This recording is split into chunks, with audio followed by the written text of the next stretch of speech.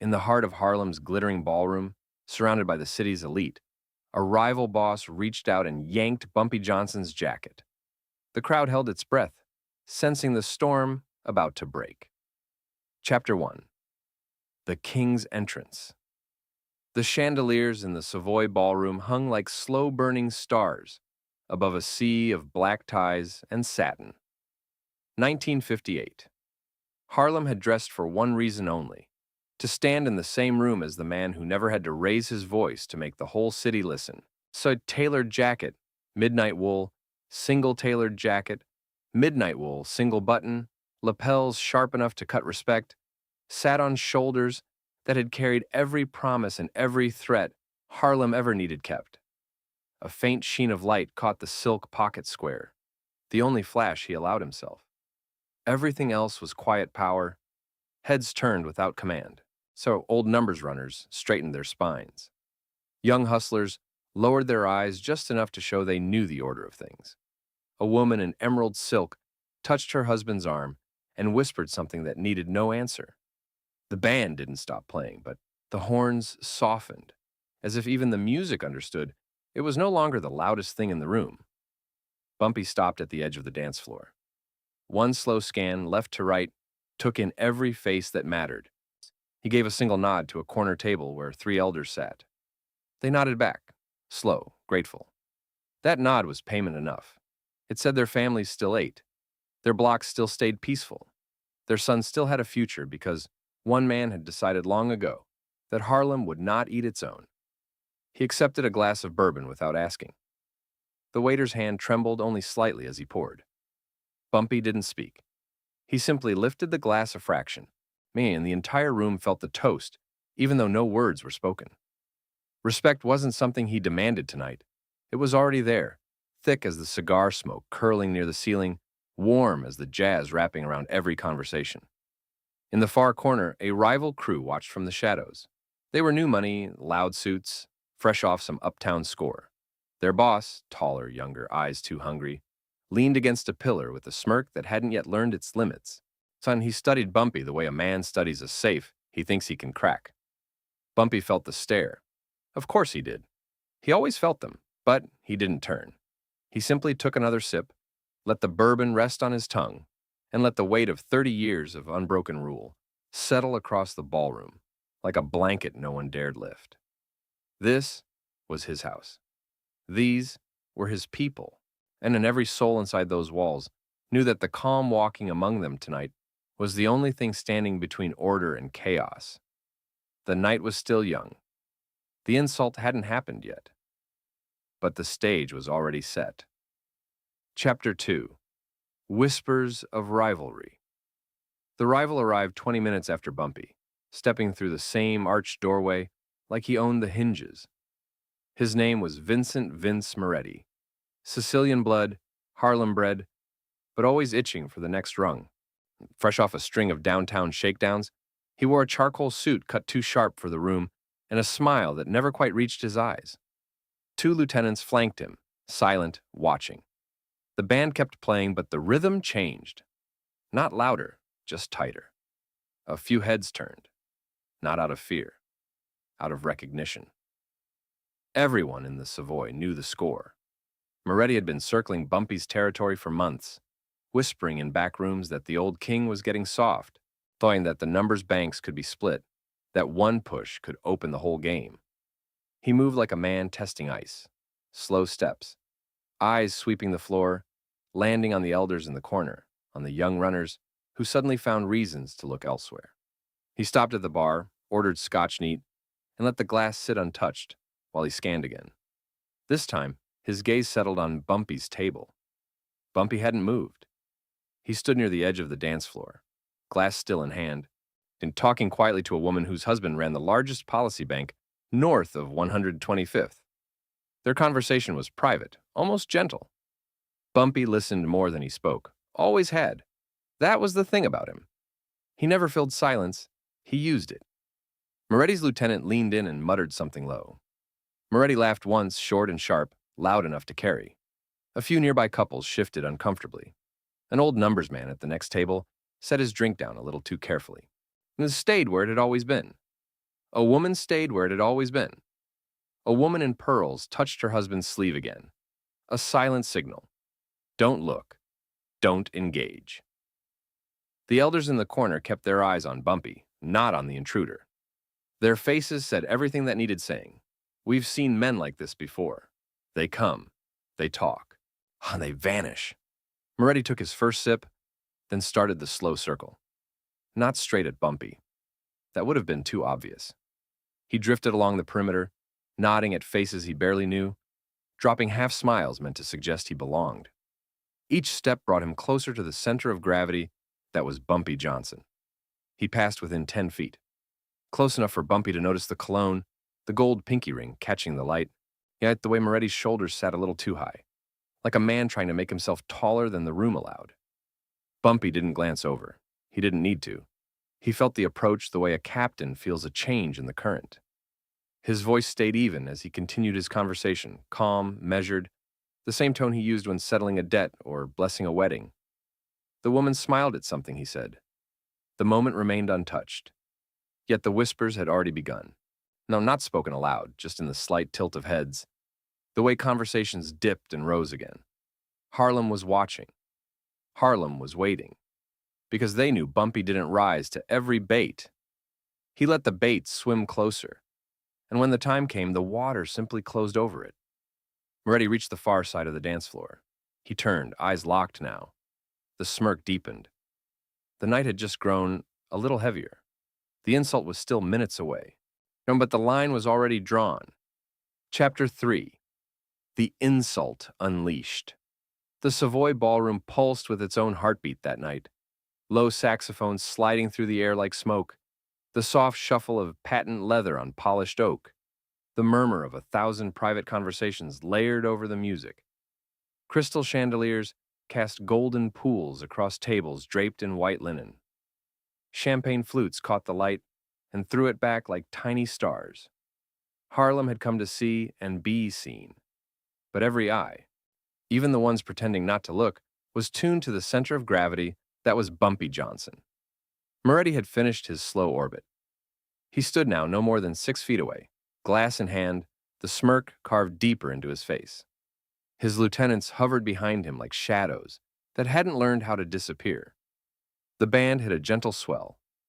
Couples on the dance floor turned in perfect time, unaware that the temperature in the room had just dropped 10 degrees, and Bumpy was mid-sentence with the woman in emerald silk, something quiet about her son's scholarship and how the streets would not claim him. His voice never rose above a murmur.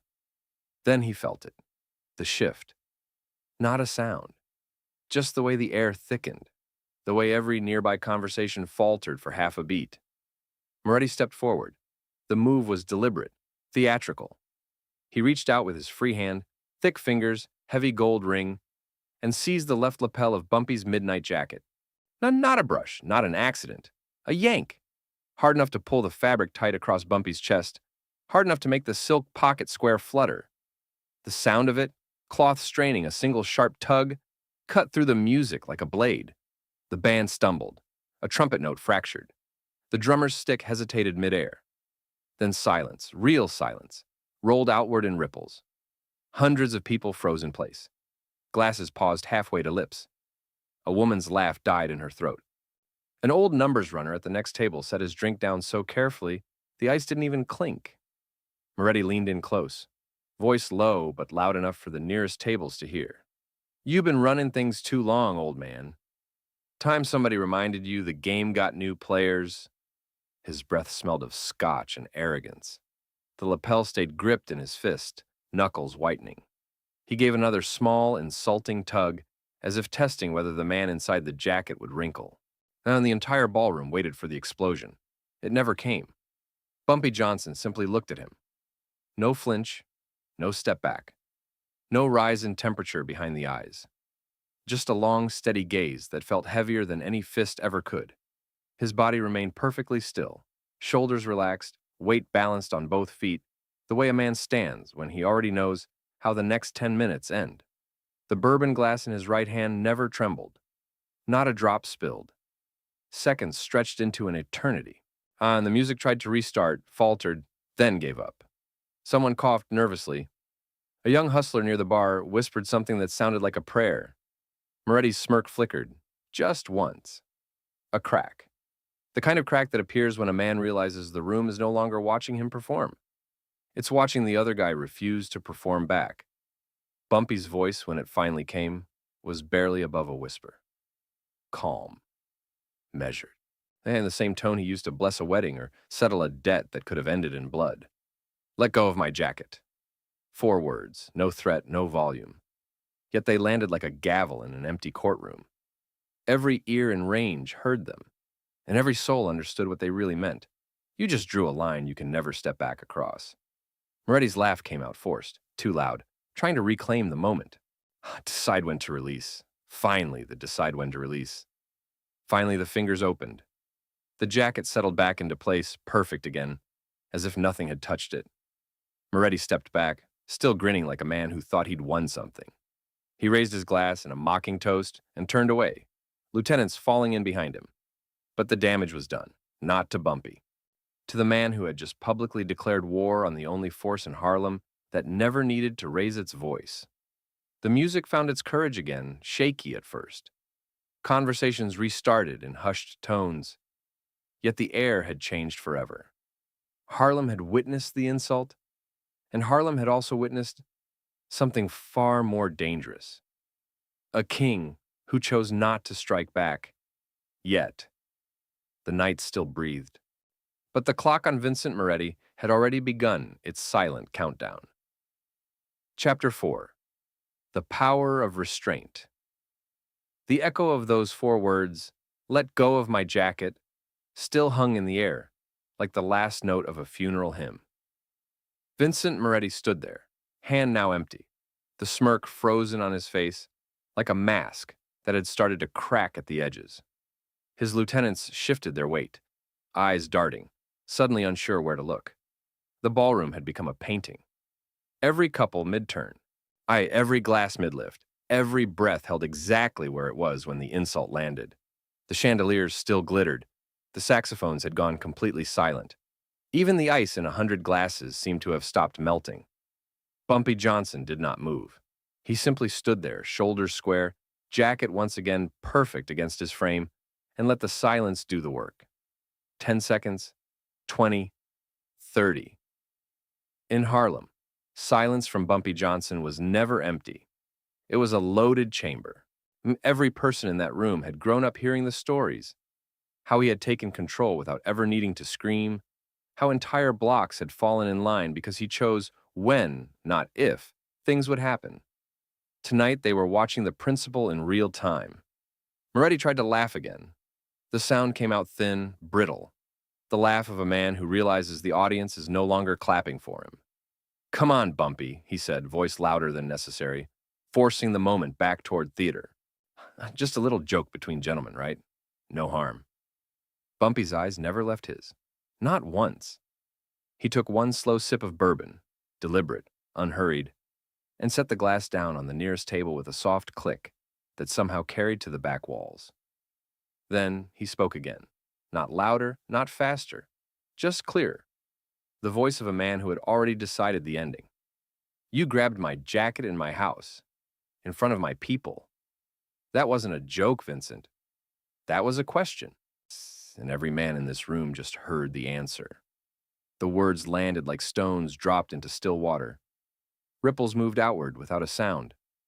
At the elders' table, one old numbers runner closed his eyes for a moment and nodded once, slow, reverent. He had seen Bumpy do this before, back in the 40s when Dutch Schultz's men thought they could push. Same calm, same result. The woman in emerald silk lowered her gaze, but not in fear, in respect. Her husband's hand found hers under the table. Then a silent thank you to the man who had just protected their entire world without raising a finger. Young hustlers near the bar stood straighter. One of them, barely 19, fresh off his first real corner, felt something shift in his chest. This was why they followed. Not because Bumpy was the loudest or the quickest to pull a trigger. Because he made disrespect look small. Because he made the man who tried it look smaller. Moretti's face flushed. He opened his mouth. "For grabbing cloth." I bury them for grabbing cloth. I bury them for thinking the cloth was the man. He took one half step forward, barely a movement, yet the entire room felt the gravity change. You want the game? Earn it. The way I earned it. With time, with blood I never had to spill in public. Yeah, with people who choose to stand behind me because I never made them choose with fear. He let that settle. No threats, no promises of what would come next. Just the quiet arithmetic of power. Respect is a currency.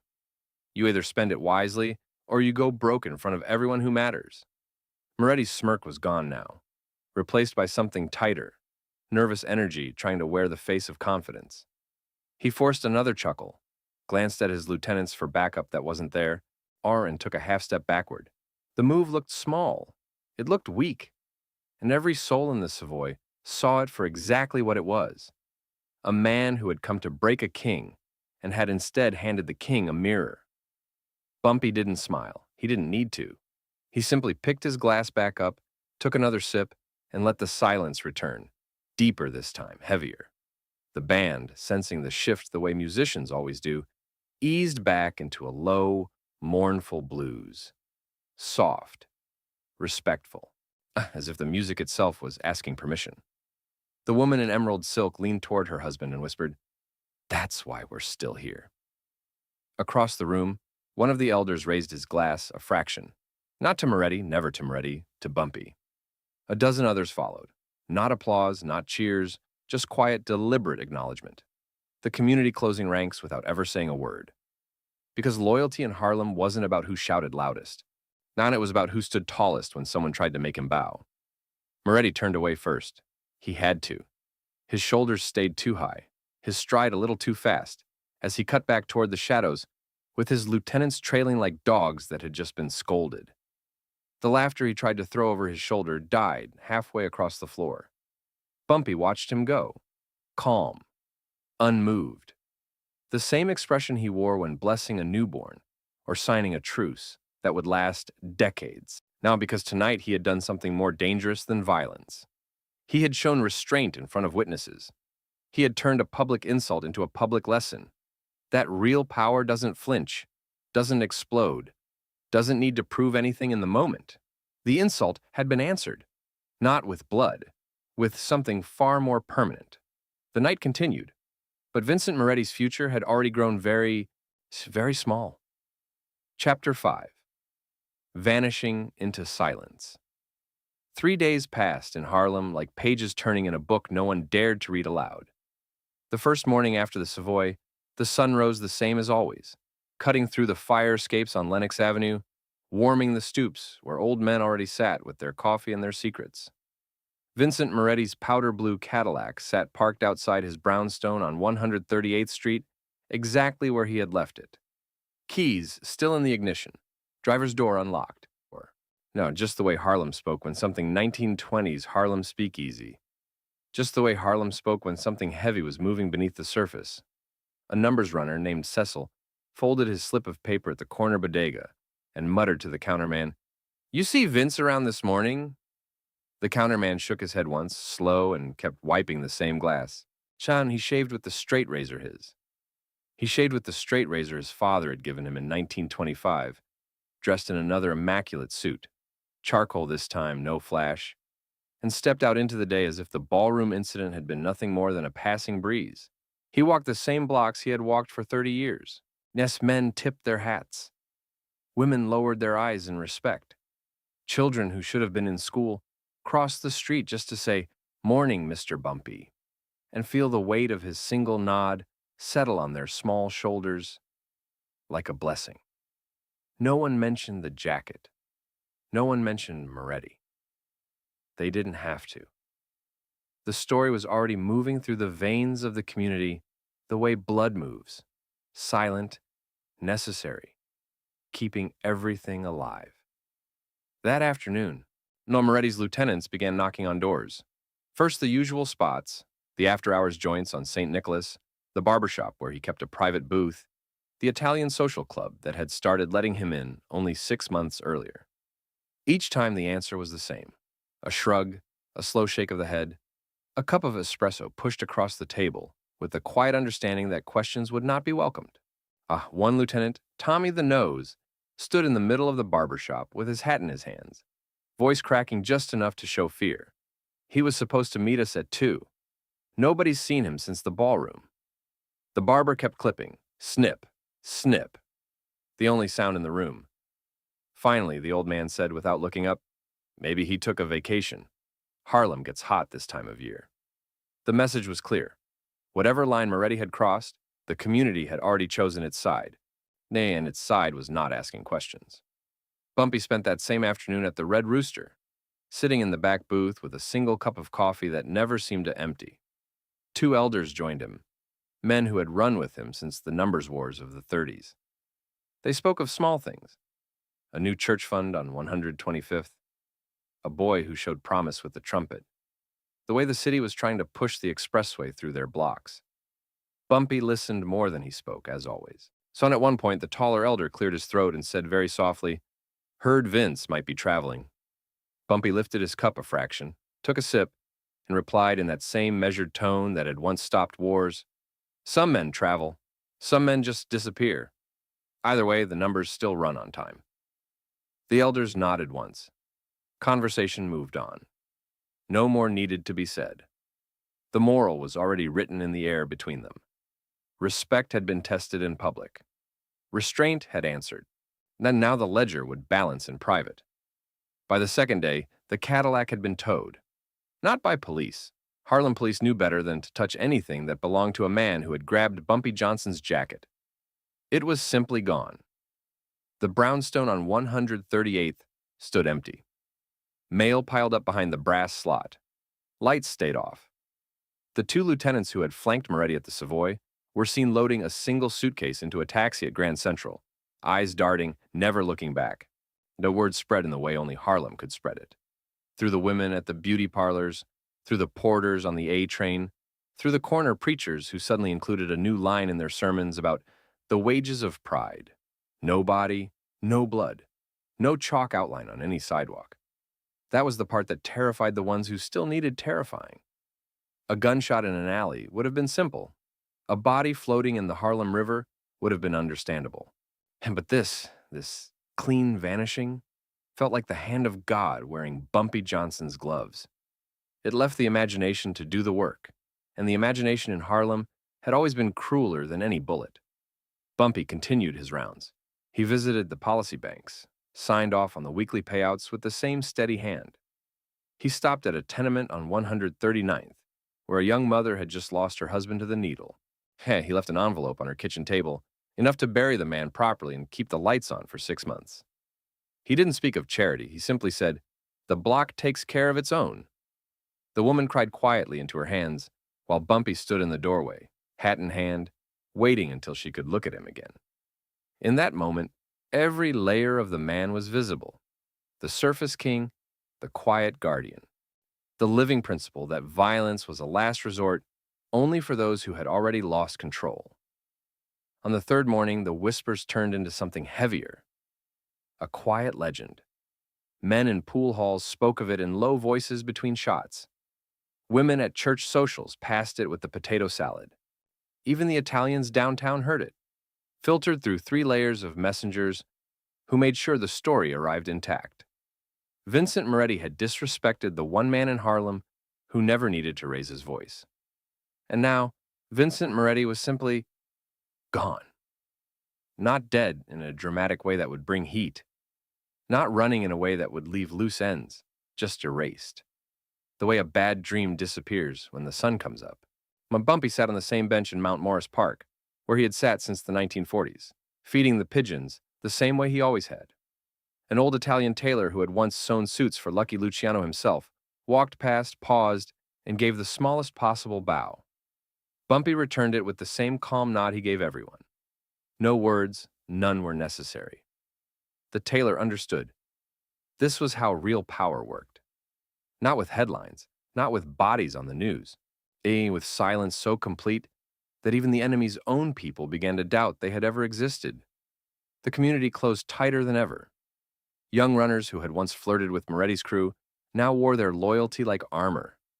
Elders who had watched Dutch Schultz fall, who had watched the Italians come and go, now looked at Bumpy with something close to awe, not because he had killed, but because he hadn't needed to. A mother on 145th told her son that night, "You watch how Mr. Bumpy moves. That's the only lesson you ever need." The boy nodded, eyes wide, already understanding that respect wasn't given. It was remembered. By sunset on the third day, even the most optimistic of Moretti's remaining associates had stopped looking. The apartment was cleaned out by unseen hands. The car never reappeared.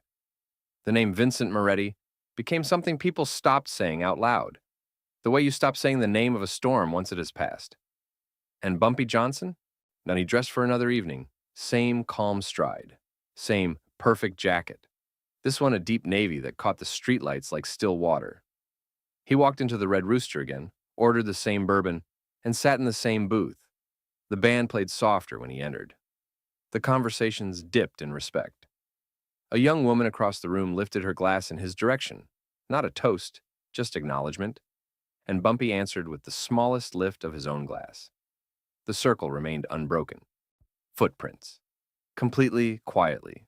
Forever footprints. Completely, quietly, forever. And the streets remembered. They always did. Chapter 6. The Enduring Throne. The Savoy Ballroom lights dimmed slowly that night, but the glow they left behind in Harlem would burn for decades.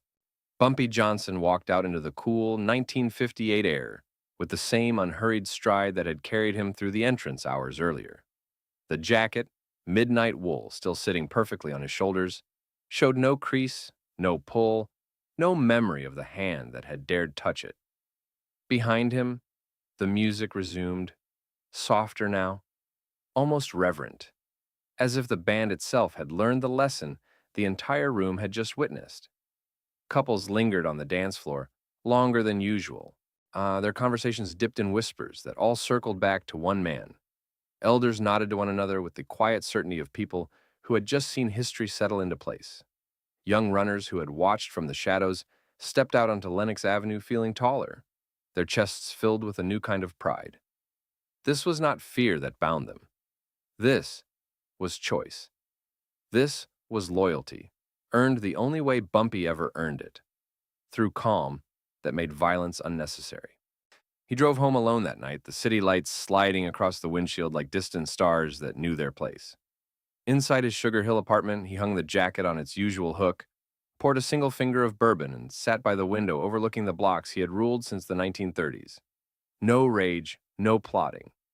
Just the deep, steady breathing of a man who understood that some problems solve themselves when you refuse to meet them at their level. On the surface, story was simple. A rival had tested him publicly and lost. The power layer was clearer. In a room full of witnesses, Bumpy had shown that the man who controls his reaction controls everything. The community layer hummed beneath it all. Harlem had closed ranks without being told, because they had seen their king choose principle over pride. The moral layer rested in his chest like an old friend. Respect was not something you demanded. It was something you lived until it became law. And the legacy layer? That was already writing itself in the silence that followed Vincent Moretti into whatever void had swallowed him. The next morning, Harlem woke up different. The same stoops, the same fire escapes, the same smell of coffee and fresh bread from the corner bakeries, but the air carried a new weight. Men on their way to work stopped longer at the newsstands. Women hanging laundry on rooftops exchanged glances that needed no words. Children playing stickball in the alleys paused when they heard the name Bumpy float past them on the breeze. The story had already begun its journey through the veins of the community, told in barbershops and beauty parlors, on A-train platforms and church steps, always in the same low, respectful tone. He grabbed the jacket right there in front of God and everybody. Bumpy just looked at him. 3 days later, nothing. Not a trace. No one added details. No one needed to. And the vanishing was the detail. The restraint was the miracle. Bumpy's routine never changed, and that was the point. He rose at dawn, shaved with the same straight razor, dressed in another immaculate suit, charcoal gray today, single-breasted pocket square, folded with military precision. and stepped into the streets that belonged to him. On 125th, he stopped at the same newsstand where the vendor, an old man named Roosevelt, who had lost two sons to the war, and greeted him the same way he had for 20 years. "Morning, Mr. Bumpy. Paper's on me today." Bumpy took the paper, left a 20 on the stack anyway, and said quietly, "Keep the change, Roosevelt. Tell your granddaughter that scholarship is still good." The vendor's eyes glistened for a moment. He had heard the whispers about Moretti. Everyone had. But seeing Bumpy the same as always, calm, generous, in control, confirmed what they already knew. The throne had not shaken. It had grown roots deeper than concrete. At the policy banks on 135th, the runners lined up earlier than usual. They stood straighter, their collection bags held with new reverence. One after another, they placed their envelopes on the table where Bumpy sat reviewing ledgers. A 22-year-old named Marcus, who had secretly taken money from Moretti's crew only weeks earlier, stepped forward with trembling hands. "Mr. Bumpy, I want you to know I cut all ties. I chose the right side." Bumpy looked up slowly, eyes steady as always, and spoke in that low, measured voice that carried more weight than any shout. "I know, Marcus. The block always knows who stands with it. Go home to your mother tonight. Tell her the rent is covered for the year." Marcus left the room crying openly, and every runner who witnessed it felt the community layer lock into place like steel. This was why they followed. Not guns, not fear. No, a man who remembered your mother's rent, even while erasing his enemies. Weeks stretched into months, and the legend grew richer, deeper, more permanent. In the Red Rooster one evening, Bumpy sat in his usual booth with three elders who had been with him since the Dutch Schultz days. They spoke of small things at first: the new expressway threatening their blocks, a promising young saxophonist at the Apollo, the way the Italians downtown were still asking quiet questions about Moretti. And then one elder, Mr. Elias, cleared his throat and said, "That night at the Savoy, people still talk about how you didn't even raise your voice." Bumpy took a slow sip of bourbon and replied, "Some men need noise to feel tall, Elias. I never did. The quieter you stay, the louder the lesson lands." The table fell silent in the way only Bumpy's table could. Respectful, heavy, full of understanding. Across the room, a young mother nursing a soda watched the exchange and later told her son, "That's the man you want to be like, not the loud ones. The ones who make the loud ones disappear without ever standing up." The story traveled beyond Harlem, too, carried by porters on the trains, by musicians heading downtown, by the women who cleaned offices in Midtown and brought the tail home in their work bags. In pool halls on Lenox, old-timers would set down their cues mid-game just to retell it. He yanked the lapel hard enough to make the pocket square jump. Bumpy looked at him like he was looking at a child who didn't know better. 3 days. Gone. That's power. Young men who had been flirting with fast money and faster guns heard the story and changed course. One of them, a 17-year-old named Jamal, who had been running errands for a small-time crew, walked into a community center the next week and asked for a job tutoring younger kids in math. When asked why the sudden change, he said simply, "I saw what real strength looks like. No, it don't need to flex." That boy would later become a high school principal who named his first son after Bumpy. The legacy layer was no longer a whisper. It was a living thing, growing in the next generation. Years rolled forward. 1959 became 1960, then 1965, and still the throne stood untouched. Harlem changed around Bumpy, civil rights marches, new politicians, federal agents sniffing around. But the man in the perfect jacket remained the same constant. He expanded the numbers game quietly, protected every block from outside syndicates, funded churches and schools and funeral parlors, without ever letting his name appear in the papers. He sat on the same park bench in Mount Morris Park, feeding the same pigeons, watching new children play where old ones had once played. One afternoon in 1968, a group of teenagers approached him, one of them bold enough to ask, "Mr. Bumpy, is it true you made a man vanish just by looking at him back in '58? Bumpy smiled that small, knowing smile and answered, "No, son, I didn't make anyone vanish. He made himself vanish the moment he forgot that respect is heavier than any hand on a jacket. The street just finished what he started. The boys left changed. One of them would grow up to lead the largest youth program in Harlem, always opening his speeches with the same line: "I learned power from a man who never had to prove it." Even into the 1970s, not long after many of his contemporaries had fallen to bullets or prisoner age, Bumpy Johnson walked the same streets with the same calm dominance. The community never forgot. At wakes and weddings, at block parties and Sunday dinners, the story of the Savoy Ballroom was told like scripture. Remember in 1958? The Italian grabbed his jacket in front of the whole world. 3 days later, the man didn't exist. And Bumpy? He just kept walking like nothing happened. That's how you build something that lasts. Mothers taught it to their sons. Fathers pointed to Bumpy on the street and said, "Watch how he moves. That's the example." The moral was always the same. Violence is loud, but temporary. Restraint is quiet and eternal. Loyalty is not bought with fear, but given freely to the man who never forces the choice. Bumpy never spoke of the incident again. He didn't need to. His entire life after 1958 was the answer. He died in 1968 still wearing a perfect suit, no, still leaving envelopes on kitchen tables, still nodding to the same people on the same corners. At his funeral, the streets of Harlem shut down without being asked. Thousands lined the route. No one shouted slogans. No one waved signs.